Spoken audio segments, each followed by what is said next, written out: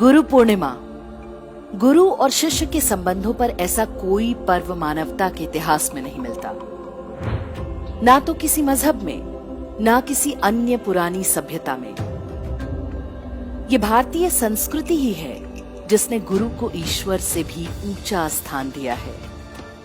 भारतीय पंचांग के आषाढ़ महीने की पूर्णिमा को सनातन परंपरा में गुरु पूर्णिमा के रूप में मनाया जाता है। इस दिन का एक प्रतीकात्मक महत्व भी है। आषाढ़ की पूर्णिमा पर चंद्रमा अपने पूर्ण आकार में चमक रहा होता है, लेकिन बादल उसे ढकते रहते हैं। जीवन में गुरु की यही भूमिका होती है। वो ज्ञान और भ्रम के बादलों को हटाकर ज्ञान के प्रकाश को सुगम बनाता है। इसलिए गुरु का स्थान सबसे ऊंचा है। गुरु ब्रह्मा गुरु विष्णु गुरुदेवो महेश्वर गुरु साक्षात परब्रह्म तस्मै श्री गुरुवै नमः।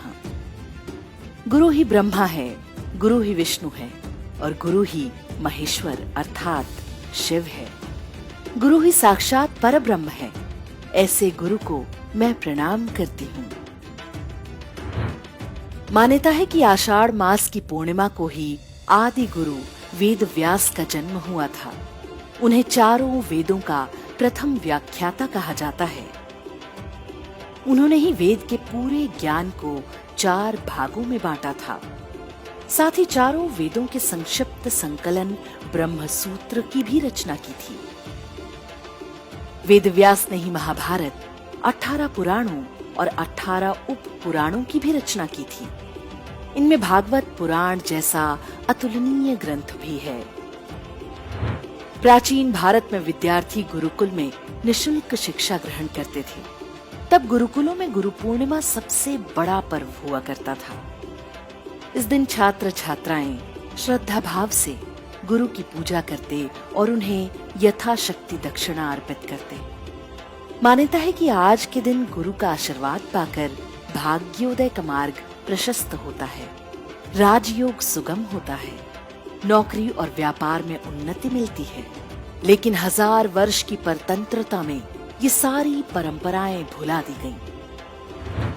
आज हम पर 5 अक्टूबर को वर्ल्ड टीचर्स डे और 5 सितंबर को राष्ट्रीय शिक्षक दिवस जैसी परंपराएं थोपी जा रही हैं, जबकि भारतीय संस्कृति में इनसे बहुत पहले से अध्यापक या गुरु को समर्पित एक दिन रहा है। समय आ चुका है कि हम थोपे हुए दिनों के स्थान पर अपनी संस्कृति की परंपराओं पर लौटें।